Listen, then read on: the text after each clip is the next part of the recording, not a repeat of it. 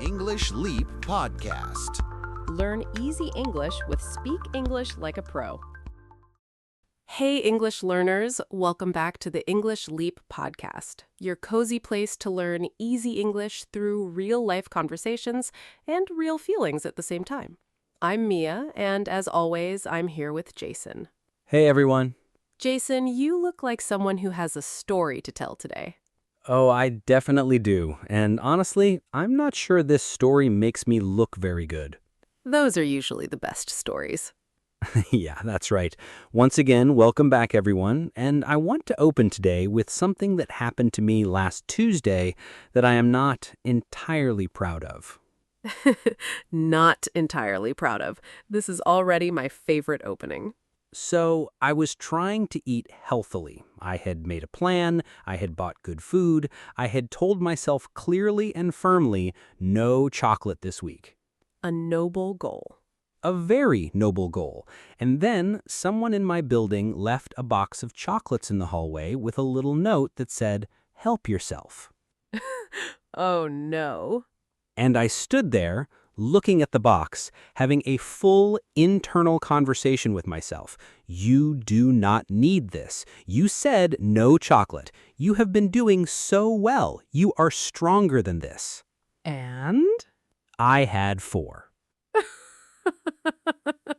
Not 1, not 2, 4. And then I closed the box, walked back to my apartment, and sat down feeling like a complete failure. The walk of shame back to the apartment. The very slow walk of chocolate shame. And here's the thing, I was not even hungry. I did not even particularly want chocolate that day, but something in my brain saw the opportunity and completely overruled everything I had decided. And that experience, that moment of knowing exactly what you want to do and doing the opposite anyway, that is what today is about. Self-control. One of the most talked about, most misunderstood, and most needed skills in modern human life. And today, we are going to talk about it honestly, what it actually is, why it fails, why willpower alone is a terrible strategy, and what actually works instead. In real, simple English that you can use immediately in conversations about your own life, your own habits, your own very relatable chocolate moments. We all have chocolate moments. Every single one of us. This is a B1 level episode. Clear, warm, and honest. We will explain the important vocabulary as we go, and near the end, we will have our word tour with 10 powerful expressions from today. Before we begin, one small request that genuinely matters to us. If this podcast is the English learning experience you actually enjoy rather than just endure, please like this episode and subscribe to the English Leap podcast.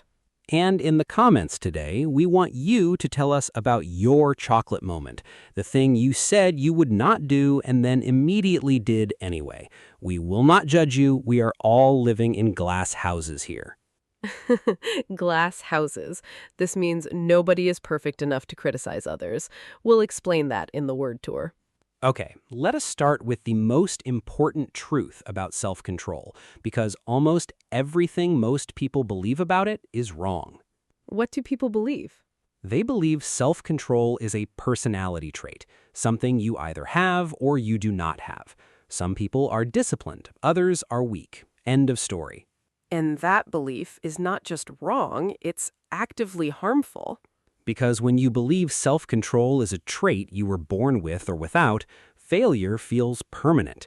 You failed to resist the chocolate, so you are a weak person who lacks discipline, full stop. And that story makes the next failure more likely, not less. Because the person who believes they are fundamentally undisciplined has a ready-made excuse for every future failure. Well, this is just who I am. But self-control is not a trait, it's a skill, and skills can be built, practiced, and improved by anyone. And more importantly, self-control is a resource, like the battery on your phone. It starts the day full, and it depletes as you use it. Depletes means gets used up, gets smaller, runs down. So by the time you encounter the chocolate box in the hallway at the end of a long, demanding day, your self-control battery might be running at 12%. 12% self-control, dangerously low. Critically low. And at 12%, you are not the version of yourself who makes good decisions. You are the version who eats 4 chocolates and feels terrible about it. And it's not because you're weak, it's because you asked a depleted resource to do a job it no longer had the capacity for. And understanding this changes everything, because instead of blaming yourself for failing, you start asking better questions. Questions like, why was my battery so low at that moment? What drained it? And how do I arrange my day so the important decisions happen when my battery is full? That reframe from "I'm weak" to "my resource was depleted and I need to manage it better," that is the beginning of actually building real self-control. So, how does self-control get depleted? What drains the battery? Great question. And the answer is not only making big decisions. The battery drains from small decisions too.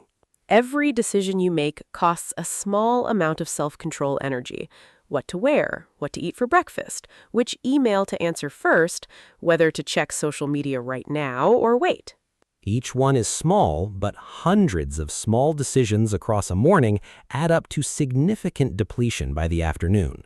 This is why very successful people often simplify their daily decisions aggressively. They wear similar clothes every day, they eat the same breakfast, they remove trivial choices so the battery is preserved for what matters. And it's also why your self-control is strongest in the morning, freshly charged, and weakest late at night when everything has been running all day. Which means the most important decisions of your day, the ones about your goals, your habits, your health, those should happen early when your battery is full. And the dangerous moments, the chocolate boxes of your life, they should be made less accessible, not relied upon to be resisted by a tired brain. Move the chocolate box. Don't trust 12% battery you to make good choices around it. The core life strategy: remove temptation from the environment rather than expecting to fight it endlessly. Because willpower is fighting the current, and eventually the current wins. Always. Okay, let us talk about something really practical now, because I want to give our listeners specific tools, not just theory. Yes, let's talk about the if-then plan. Oh, this is one of my favorite practical tools in psychology, and it's beautifully simple. Most people set goals in this form. I will exercise more. I will eat better. I will study English every day. Very general, very intention-based. And general intentions are weak plans because they don't tell you what to do in the specific moment when the decision is actually required. When the hallway chocolate appears. When the sofa is calling. When the easy thing is right there and the hard thing is over there. The if-then plan prepares you for that specific moment in advance, before your battery is low, before the temptation is in front of you. It sounds like this. If I feel the urge to scroll through social media instead of studying, then I will put my phone in another room and open my English podcast instead. If I get home tired and want to skip my walk, then I will just put my shoes on and go outside for 5 minutes. Just 5 minutes. No commitment beyond that. If someone offers me something I am trying to avoid, then I will say, I am good, thank you, and immediately start a new conversation about something else. And the power of the if-then plan is that it removes the decision from the moment of temptation. Because you already decided, in advance, when your battery was full and your thinking was clear. So when the moment arrives, the plan activates automatically. You do not have to think, you just follow the plan. And automatic behavior is much stronger than willpower-based behavior because it does not rely on a resource that might be depleted. It just fires, like a reflex. The if-then plan, one of the simplest and most powerful self-control tools that exists. Okay, one more important thing I want to talk about, because I think it is the most overlooked aspect of self-control. What is that? Self-compassion. Self-compassion and self-control, those two do not often appear in the same conversation.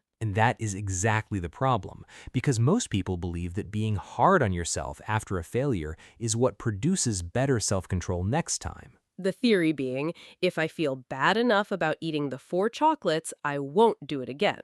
And the research says the complete opposite is true. Really?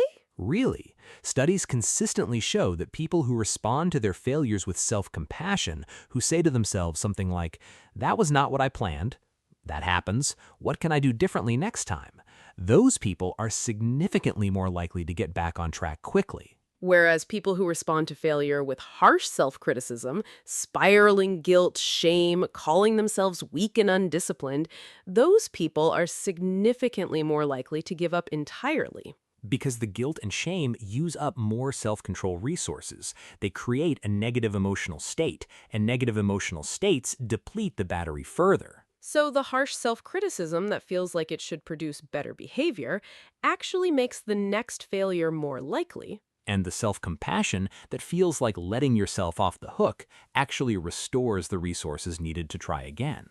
Which means the kindest thing you can do for your self-control is to be gentle with yourself when it fails. Not dismissive, not pretending the failure doesn't matter, just kind. That happened. I'm human.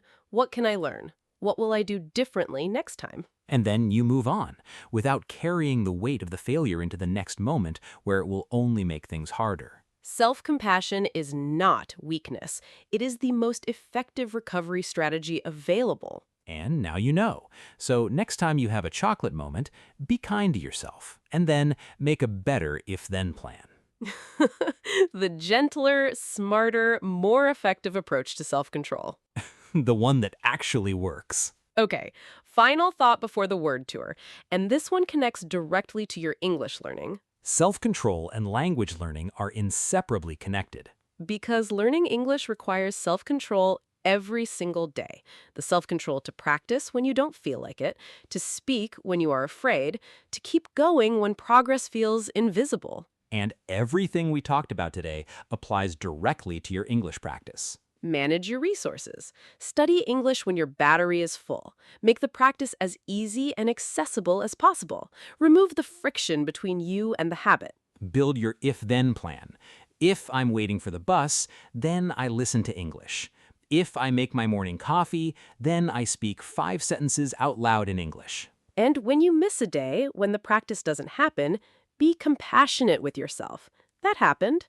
What will I do differently tomorrow? And then tomorrow, you try again, with kindness and a slightly fuller battery. The fully charged English learner. Unstoppable. Genuinely unstoppable. Okay, word tour time. 10 simple, powerful expressions from today. Listen, repeat out loud, use them this week. First expression, overrule. To overrule means to reject or cancel a decision made by someone or something else, to use authority to reverse what was already decided. When your impulse overrules your intention, your immediate desire defeats your earlier rational decision. For example, he had decided clearly to skip dessert, but something in his brain overruled that decision the moment the menu arrived. The intention was genuine. The impulse was stronger in that moment. Or, in a meeting, the manager overruled the team's suggestion and made a different decision. Her authority was greater, so her decision replaced theirs. Repeat. Overrule. Overrule. Slowly. Overrule. Next expression, deplete. To deplete means to use up a resource until very little or none of it remains. When something is depleted, it has been reduced significantly by use or demand. For example, by 8 in the evening, his self-control was severely depleted. A long, demanding day of decisions had used up his resources until he had very little capacity left to resist temptation. Or, running long distances without adequate nutrition depletes the body's energy reserves. The tank runs empty, and when the tank is empty, nothing functions well. Repeat. Deplete. Deplete. Take your time. Deplete. Next expression, reframe. To reframe means to look at something from a completely new perspective, to put a different frame around the same situation so that it means something different.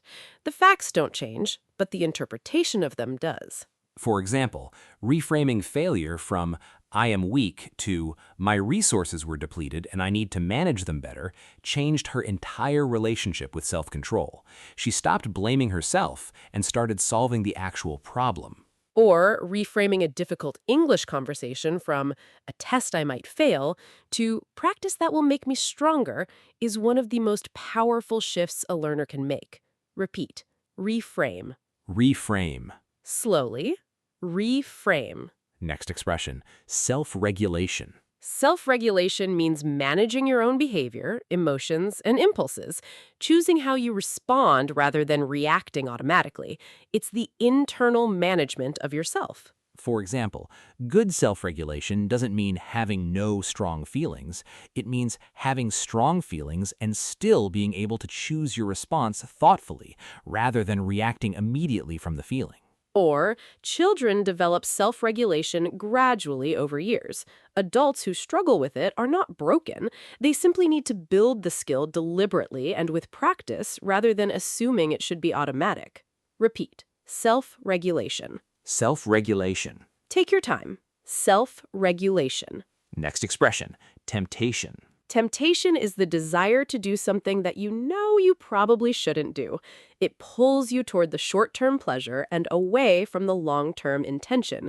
Temptation is not a character flaw. It's a universal human experience. For example, the most effective strategy for managing temptation is not to rely on willpower to defeat it.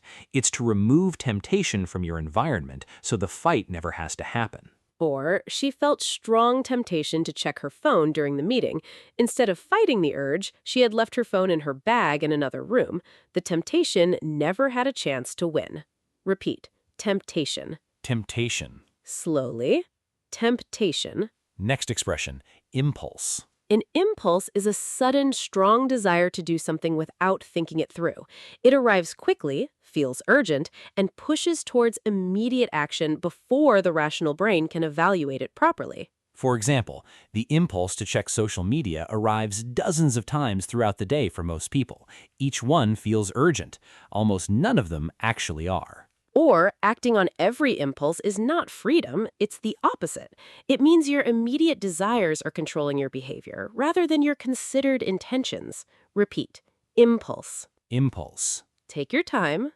Impulse. Next expression, compassion. Compassion means genuine care and kindness towards someone who is struggling or suffering. Self-compassion means extending that same care and kindness to yourself, treating yourself the way you would treat a good friend who made a mistake. For example, she would never speak to a friend the way she spoke to herself after a failure. The harshness she reserved for herself would be considered cruel if directed at another person. Learning self-compassion meant simply applying her own kindness standards to herself. Or, compassion doesn't mean excusing bad behavior. It means acknowledging difficulty honestly and responding with care rather than condemnation. Repeat. Compassion. Compassion. Slowly. Compassion. Next expression, trivial. Trivial means small, unimportant, and not worth significant attention or energy. When decisions are trivial, they do not matter much either way, but they still cost self-control resources if you spend time deliberating them. For example, by removing trivial decisions from his morning, the same clothes, the same breakfast, the same simple routine, he preserved his mental energy for the decisions that actually mattered during his working day. Or, do not spend significant energy on trivial disagreements. Choose carefully which battles deserve your attention and which ones you can release without it costing you anything important. Repeat. Trivial. Trivial. Take your time. Trivial. Next expression, glass houses. The expression living in glass houses comes from the saying, people who live in glass houses should not throw stones. It means that people who have their own flaws and weaknesses should not criticize others for theirs, because everyone has something they are working on. For example, when someone judged his eating habits, he simply thought, we are all living in glass houses. Everyone has areas where their self-control is imperfect. Nobody is in a position to throw stones. Or this expression is useful when you want to gently remind someone, or yourself, that criticism of others often says more about our own struggles than about theirs. Repeat. Glass houses. Glass houses. Slowly. Glass houses. And our last expression today, systematically. Systematically means doing something in an organized, methodical, step-by-step way, following a clear system rather than acting randomly or on impulse. When you approach self-control systematically, you design your environment and habits intentionally rather than relying on moment-to-moment willpower. For example, she approached her English learning systematically. A specific time, a specific method, a clear if-then plan for when obstacles appeared. The system did the work that motivation alone could never sustain. Or, solving any complex problem systematically means breaking it into organized steps and addressing each one deliberately, rather than hoping that effort and good intentions alone will be enough. Repeat. Systematically. Systematically. Take your time. Systematically.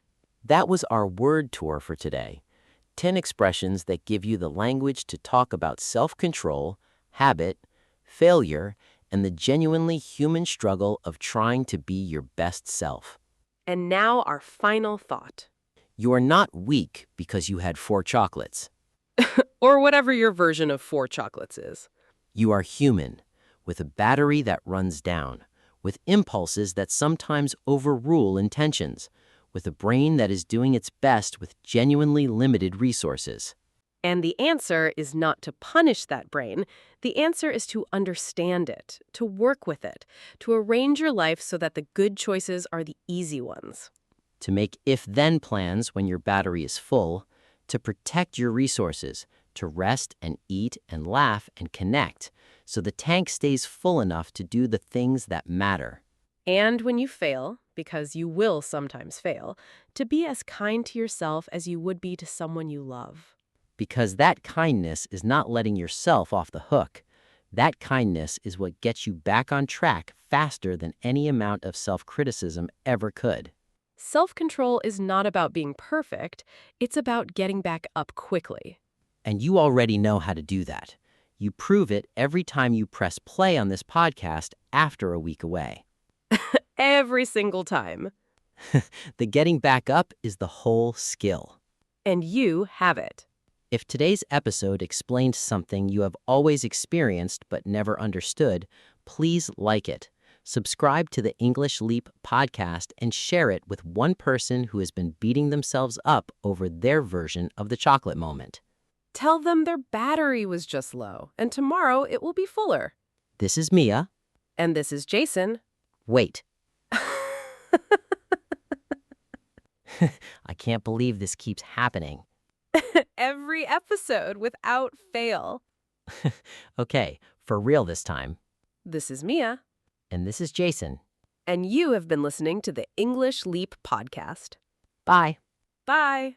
Be kind to yourself today. Your battery will be fuller tomorrow, and tomorrow you'll make better choices. That's how this works, and it always works. Your progress doesn't end here. To continue advancing your English skills, click on the next video or explore the additional videos we've thoughtfully selected for you.